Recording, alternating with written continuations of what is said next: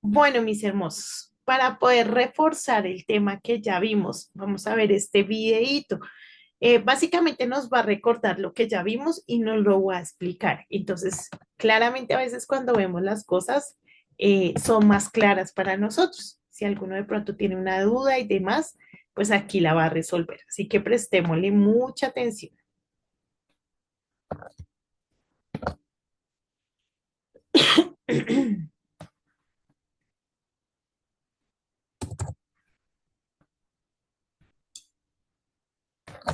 Mira, un momentico que se me desconecta el cable. Listo.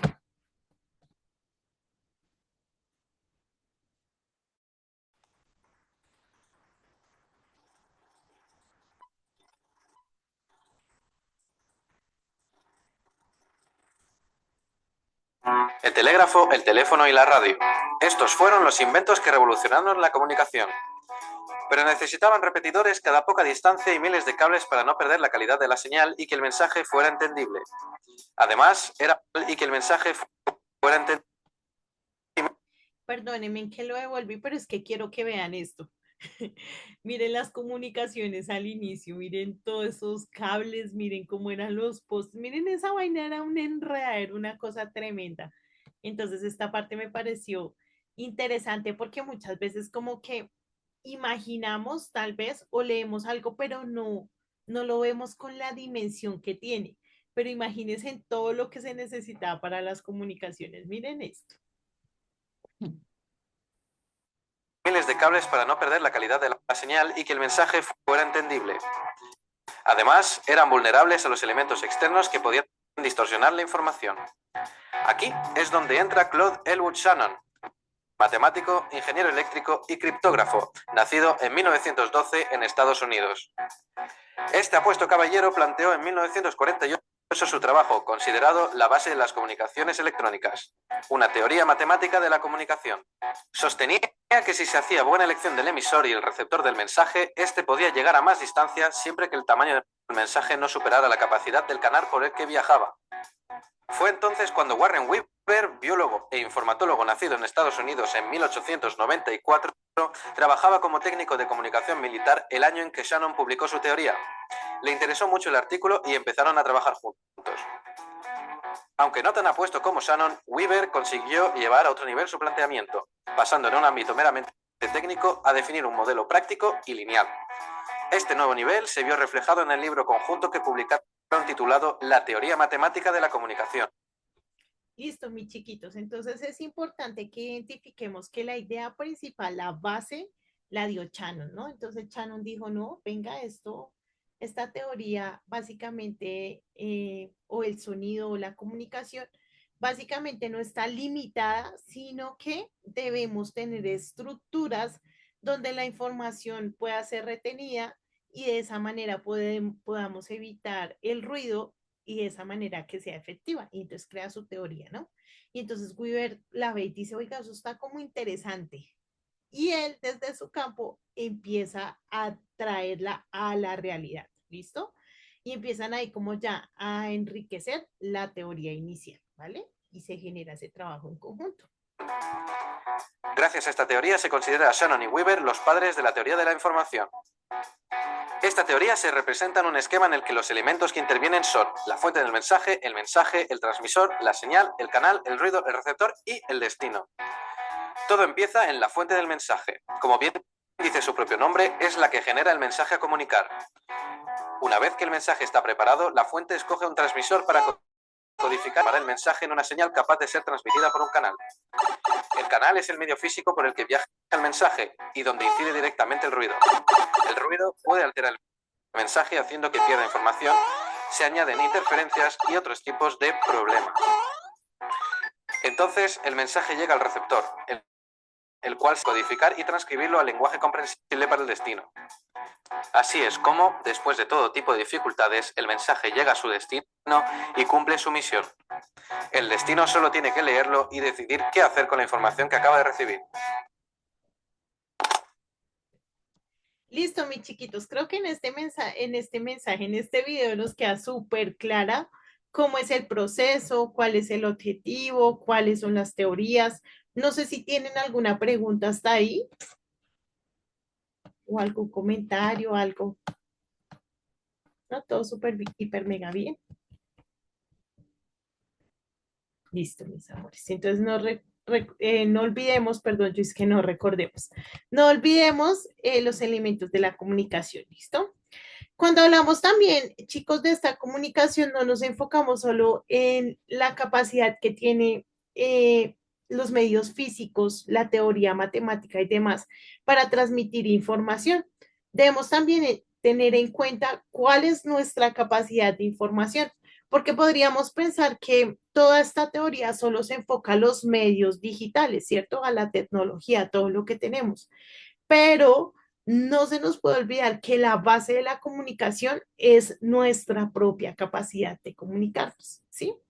Y que de esa misma manera nosotros debemos evitar el ruido en nuestra comunicación, ¿sí? Por eso fue que yo incluí acá los estilos de comunicación y quiero que ustedes piensen cuál es su estilo, ¿sí? Claramente, dependiendo de nuestra emoción, de cómo estemos y demás, podemos tener en algún momento una comunicación asertiva, en otro momento una pasiva y en otro momento una agresiva. Son tres estilos de comunicación. Sin embargo, siempre hay una que es predominante, ¿sí? Si tu comunicación predominante es asertiva, estás muy bien, es la que debemos tener, es como la que es acertada, ¿sí? Su mismo nombre lo dice. Si es pasiva, hay que empezar a trabajar. ¿Por qué? Porque básicamente sí necesitas tener esa capacidad de no ser tan pasivo, sino de poder transmitir tu conocimiento, tus ideas, de poder comunicarte, ¿sí? Pero si es agresiva, pues también debes corregir porque claramente no está haciendo una comunicación efectiva, ¿sí? No te está permitiendo, de hecho, comunicarte. Normalmente cuando hablamos de comunicación agresiva es una comunicación que no es comunicación. Entonces debemos tener cuidado, ¿listo? En base a eso, por eso vamos a verificar en qué momento es asertiva, en qué momento es agresiva y en qué momento es pasiva, identificando los rasgos, ¿listo? Entonces, cuando hablamos del estado emocional, en la comunicación asertiva decimos que hay confianza, satisfacción y entusiasmo, ¿sí? En la pasiva hay temor, resignación, culpa. Normalmente es temor. Nos da miedo comunicarnos, nos da miedo decir, nos da miedo hablar, ¿sí? Por lo general es eso. Ya cuando hablamos de resignación y culpa, ya es, por ejemplo, resignación cuando vemos que alguien no nos deja hablar, pues ahí ya como que decimos, ay, ya que dejo eso así, ¿no? Y ya culpa, pues ya es algo más como dependiendo de nuestras acciones, ¿no? Y por último tenemos la agresiva, que normalmente es ira, frustración o rencor. Cuando hablamos de forma agresiva, eso es lo que de lo que está cargada nuestra comunicación, ¿no? Entonces también tener como cuidado con eso. Vamos a hablar del lenguaje. Entonces, un lenguaje asertivo es directo, expresa deseos y es amable. ¿Mm? Asertivo, perdón, pasivo. Indirecto, reprime sentimientos y es muy amable, ¿sí? Pero pues, y agresivo es imperativo, es decir, impositivo, exige lo que desea, ¿sí? Entonces, si nos damos cuenta, el asertivo, pues es el que debe ser, ¿sí? Aunque es directo, pues se va a expresar claramente con determinación, pero también de una forma amable, ¿sí? No de una forma airada, de una forma agresiva. Vamos con la voz. Entonces, asertiva. Voz firme, modulada y es expresiva, ¿sí? Pasiva, débil, monótona, plana, aburrida, podríamos decirlo. Agresiva, fuerte, desconcertante y áspera. Entonces, ahí para que analicemos, ¿listo? La postura también es una forma de transmitir, entonces también debemos tener en cuenta esto cuando estamos hablando de comunicación. Entonces, se me olvidó, asertiva. Entonces, erguida, relajada, armoniosa. En la pasiva, encorvada, endeble, extraña. Y en la airada es inclinada, tensa, invasiva, ¿sí? Como que, ¿se han visto? Y uno como que, o mueven las manos y uno como que, ay, Dios mío, como que lo oprimen a uno. Entonces, tener cuidado también con esas expresiones, ¿no? Puede que tengas asertividad en todas las otras, pero si en la postura no la tienes, pues ya ahí hay ruido en tu mensaje, ya se está dañando tu mensaje, ¿listo?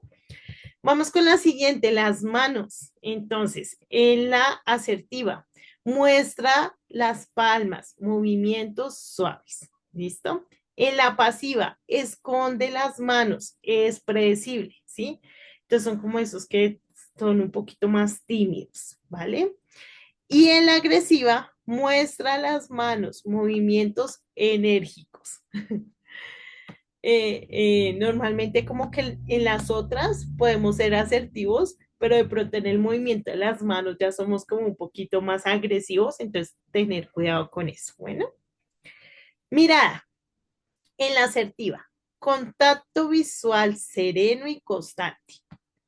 En la, se me olvidó, pasiva, evita el contacto visual, mirada hacia abajo. Y en la agresiva, contacto visual desafiante, mirada fija. O sea, como que, ¿qué hubo? ¿Qué me va a decir usted? Y a veces pasa, ¿no? Uno solo con la mirada, uno como que mejor no digo nada. Uno como que ya, entonces también tener cuidado con eso porque eso frustra la comunicación. Y vamos con el último, rostro. En la asertiva, animado, expresivo, sonriente. No siempre es sonriente, ¿no? A veces como que hay conversaciones que pueden ser asertivas, que se está diciendo algo, se puede estar haciendo una corrección, una oportunidad de mejora y demás, o se puede estar hablando algo serio de forma asertiva. Claramente si es serio no va a haber sonrisa, pero se hace de la forma apropiada, ¿sí? No siempre va con la sonrisa, ¿no? En la pasiva, poco expresivo y serio. Y en la agresiva, poco expresivo y el ceño fruncido o los ojos abiertos. ¿O qué usted qué va a decir? Cualquiera de las dos, ahí usted puede identificarlas. Entonces debemos tener cuidado también con esos ruidos en nuestra vida, en nuestra comunicación. ¿Listo, hermosos? Es importante.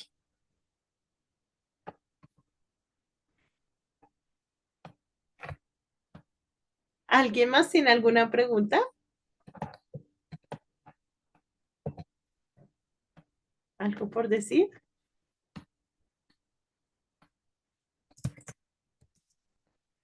Perdónenme un momentico, que es que estoy respondiendo.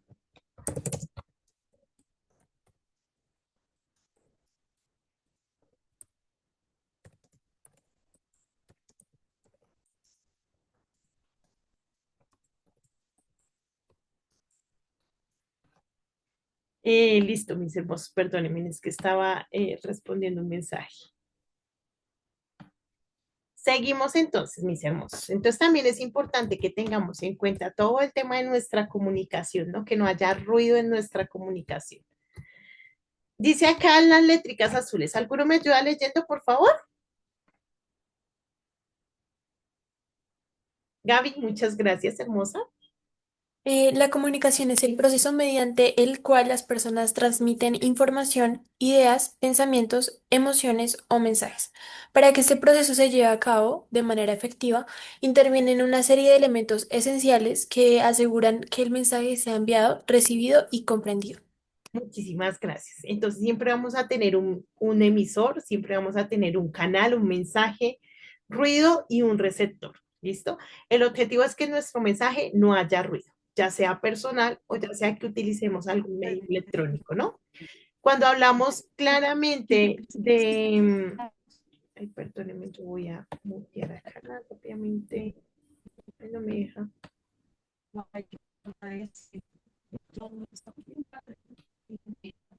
Tan raro, no me deja.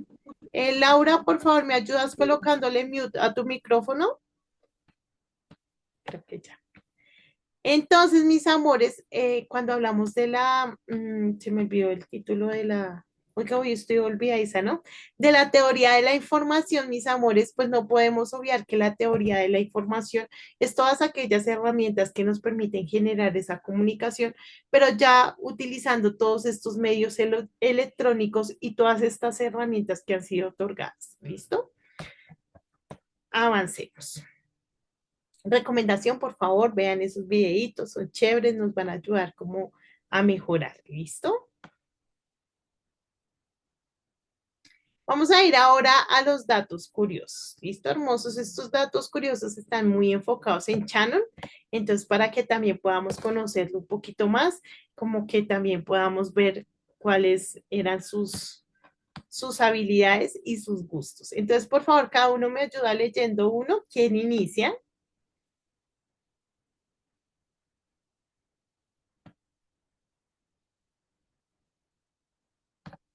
No todos. Aleja, gracias. El número uno, por favor. El ratón genio de Shannon. Claude Shannon construyó un ratón mecánico llamado Theseus, ¿sí? Que podía encontrar la salida de, de un laberinto. Este invento fue una de las primeras demostraciones de lo que hoy conocemos como inteligencia artificial. Era como un robot ratón o ratón robot de los años 50. Muchísimas gracias, Aleja. Entonces nos damos cuenta, este Shannon era bien piloso, ¿no? Bien inteligente. Imagínense, durante los años 50 ya tenía un robot, en este caso el robot ratón, y lo que hacía. Entonces era bien inteligente, bien también creativo, ¿no? ¿Quién me ayuda con el segundo, por favor? Aslan, gracias.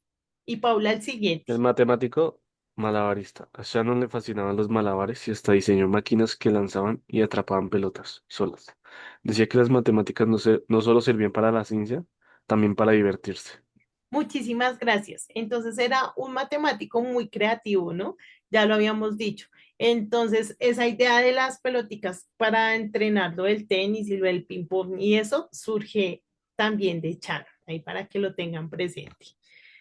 Paula, ¿me ayudas con el siguiente, hermosa? Sí, señora profe, el pionero de la música digital.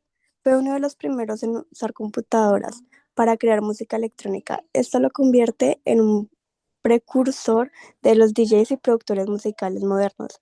Shannon era un adelanto a su tiempo. Un adelantado a su tiempo, sí. Muchísimas gracias, Pau. Entonces, aparte de todo, también fue pionero en la música electrónica, pues al estar inmerso en todo el tema de la tecnología, también pudo explorar por el campo de la música y dejó también como ese tema ahí para que las personas más conocedoras pudieran partir desde ahí, ¿listo? ¿Quién me ayuda con el siguiente? Angeli, muchas gracias, hermosa. El ingeniero en monociclo. Shannon solía ir a su trabajo en un monociclo mientras hacía malabares. Sus colegas lo veían como un genio excéntrico, pero él demostraba que podían ir de la mano con la ciencia. Muchísimas gracias. Salirnos también de la zona de confort, ¿no? A veces como que nos quedamos en una misma cosa y no nos permitimos nosotros mismos poder como explorar, pero desde en cuenta él con sus habilidades, todo lo que hizo, todo lo que indagó, todo lo que exploró, creo que era una persona bien interesante. Dice el papá de los memes y de TikTok, indirectamente. Gracias a su teoría de la información, hoy existen los memes, TikTok, WhatsApp, YouTube e Instagram. Todo lo que se comparte en Internet está basado en sus principios. Sin Chano, probablemente no tendríamos datos en el celular ni podríamos enviar stickers divertidos. Entonces, él es el padre de todo lo que disfrutamos el día de hoy en cuanto a tecnología. Hasta ahí, mis amores. Comentarios, preguntas, dudas. Nada. No, señora. Nos vamos a ir entonces a ortografía. ¿Listo? Entonces, por favor, prestenle atención al video. Este video está cortico, habla de la tilde diacrítica, pero nos va a ayudar. Si usted le pone cuidado, usted no se imagina la herramienta tan valiosa ortográfica que va a obtener a partir de estos 2 minutos. Entonces, por favor, préstele atención.